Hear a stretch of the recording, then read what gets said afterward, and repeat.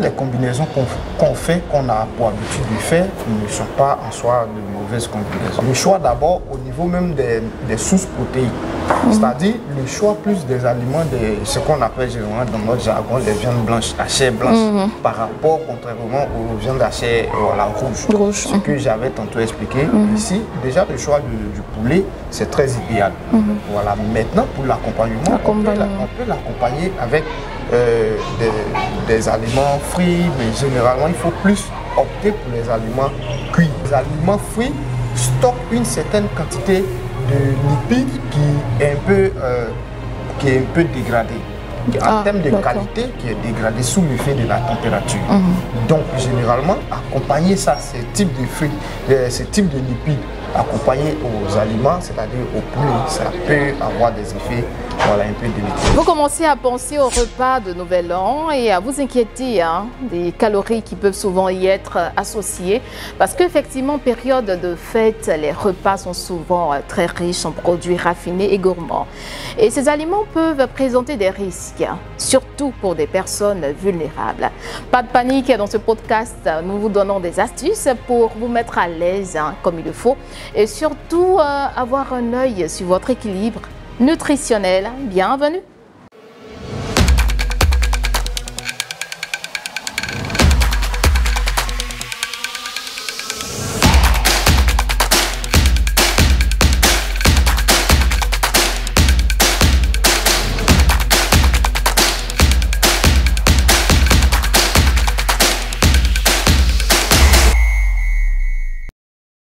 Alors, c'est tout un plaisir d'être avec vous ce jour. J'espère que vous allez bien. Merci de toujours nous témoigner de votre fidélité. Aujourd'hui, nous parlerons de ces repas qu'on a pour habitude de manger en période de fête, surtout pour la nouvelle année. Deli nous dira de ne pas manger des poulets rôtis, du porc braisé, du tchèpken, du tchèpia. Bon, ça, c'est chez les Sénégalais. Comment tu vas? Oui, ça va. Ça va bien? Oui, ça va. Alors, la fois dernière, avec toi, nous parlions de comment préparer son organisme à accueillir la nourriture de Nouvel An. Exactement. On a préparé, on considère que notre organisme est prêt. C'est quoi la suite? D'abord, on profite de votre micro ouais. pour dire bonne et heureuse année à toutes ces personnes qui nous suivent. Merci. Quotidiennement, qui soutiennent l'œuvre que nous faisons. Et je profite maintenant pour dire que nous avons eu la dernière fois à parler de comment apprêter l'organisme. C'est ça. L'étape serait maintenant de développer la meilleure combinaison, c'est-à-dire les choix les plus idéaux pour permettre à l'organisme de rester zen pendant ces différentes fêtes. D'accord, on est vraiment attentif à écouter ces choix-là. On espère qu'on ne va pas être soustrait du poulet, du poisson. D'accord, on t'écoute. Quels sont ces choix-là pour notre santé? D'abord, dans un premier temps, lorsqu'on parle de nutrition, il faut parler quantité. D'accord. Il faut parler quantité, c'est la partie généralement que les personnes n'apprécient pas plus au niveau de la nutrition. Parce qu'à l'idée, il y a une quantité requise pour chaque organisme, pour chaque être humain, pour lui permettre un bon développement, c'est-à-dire harmonieux, et puis pour mieux lui permettre de participer à son équilibre. Donc déjà, dans un premier temps, c'est penser quantité. Quelles sont les quantités les plus idéales? Parce que c'est seulement une journée pour l'avènement de la nouvelle année. Donc il faut avoir à l'esprit les quantités. Et secondo, il faut penser variété. Mais ici, ce que nous allons plus développer aujourd'hui, c'est les meilleures combinaisons. Quelles sont les combinaisons qu'il faut? À quel moment je dois utiliser soit mes aliments glucidiques accompagnés aux aliments protidiques, les aliments protidiques accompagnés aux aliments qui sont plus riches en gras. Et à quel moment? Parce que généralement, le problème, ce sont les effets qu'on ressent après les fêtes. Ce sont ces retours-là qui, généralement, sont vraiment désastreux. C'est ce qu'il faut essayer de corriger. Ce qui veut dire qu'on ne peut pas tout mélanger comme aliment. Effectivement. D'accord. Je donne un exemple simple. Lorsque je consomme un plat, c'est-à-dire un repas, qui est très riche en glucides, en même temps accompagné avec une grande quantité de protéines, c'est-à-dire de viande, poisson, œufs, généralement ce qu'on a pour habitude de consommer les jours de fête en grande quantité. Lorsque j'ai fait cette consommation-là, je donne l'occasion à l'organisme, parce que tout ce que nous mangeons tout généralement, parce qu'en fonction de leur transit, tout n'est pas digéré au même moment. Mais ça donne la capacité, une capacité à l'organisme, soit aux aliments, à ces aliments protéiques ou bien à ces macromolécules-là, de pouvoir transiter et se retrouver facilement dans le côlon. Et lorsqu'ils sont dans le côlon, leur présence là-bas va soit entraîner des réactions fermentescibles. C'est-à-dire, voilà, ça va donner naissance au gaz. Généralement, c'est ce qui fait qu'après les fêtes, on a le problème de ballonnement. Et en plus de ça, les macromolécules sont généralement des aliments, des nutriments hygroscopiques. Et leur présence dans le côlon va plus aspirer l'eau dans l'organisme, ce qui va entraîner par ricochet généralement les diarrhées. Monsieur Deli, on va prendre des exemples vraiment pratiques. Hein. Les aliments, nous sommes en Côte d'Ivoire. Quel aliment à ne pas mélanger avec tel aliment? Allez-y. D'accord. Ici, ce que je veux dire de façon claire, je prends un exemple. Lorsque peut-être le jour de la fête, je mange un plat copieux de foutou, accompagné de la sauce graine ou bien. La sauce graine, qui est un aliment très gras. En plus de la sauce graine, je mets une grande quantité de filets de veau généralement. C'est en très grande quantité. Cette combinaison-là, lorsqu'elle est raisonnable en termes de quantité, ça ne pose pas de problème. Mais la quantité aussi est assez subjective, hein, monsieur Deli. Bon, ça dépend de quelle quantité il s'agit. Ça dépend, mais généralement, en termes de normes, nous, on parle de 120 grammes de protéines. D'accord. C'est un repas bien équilibré. Donc, en termes de rapport, pour voir de façon visuelle, 120 grammes, généralement, ça fait 2 œufs. D'accord. Généralement 2 œufs. Donc on voit en termes de quantité, les 2 œufs rapportés à... Donc ça faisait 120 grammes, il y a mangé le jour de fête. Voilà, 120 grammes. Ça, c'est ce que l'organisme généralement demande. D'accord. Lorsque on dépasse ces différentes quantités-là, qu'est-ce qui se passe au niveau de l'organisme? Le surplus de protéines là, rentre dans le côlon.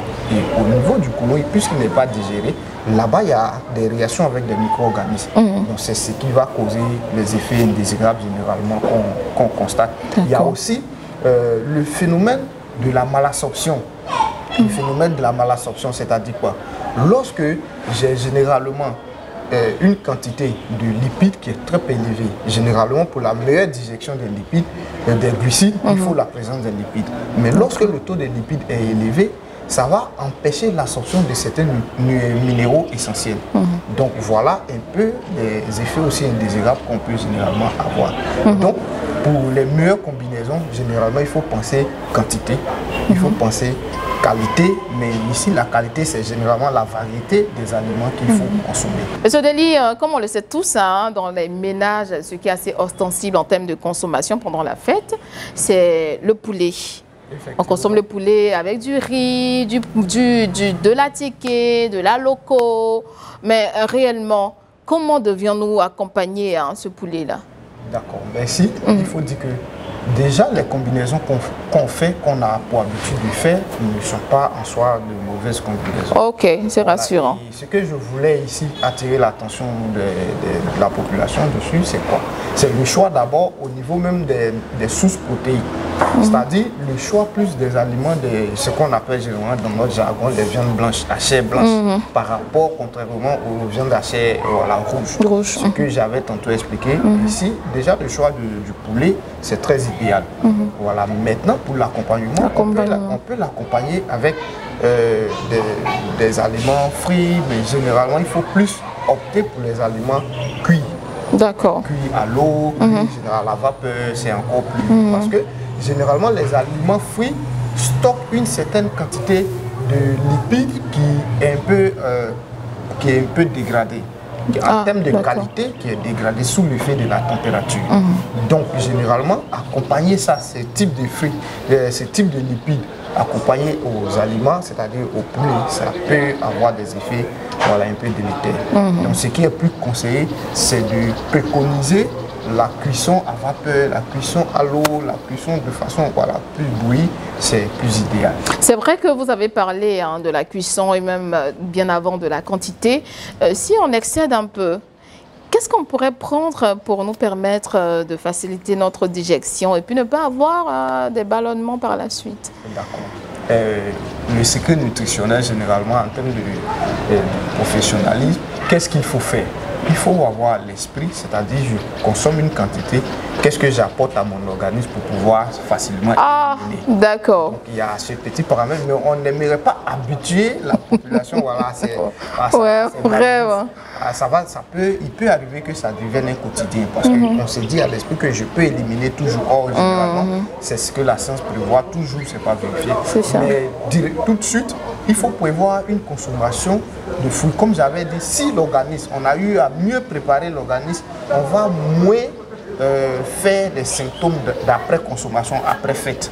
Mais ce qu'il faut avoir associé plus à ces aliments-là, des antioxydants, des fruits et légumes.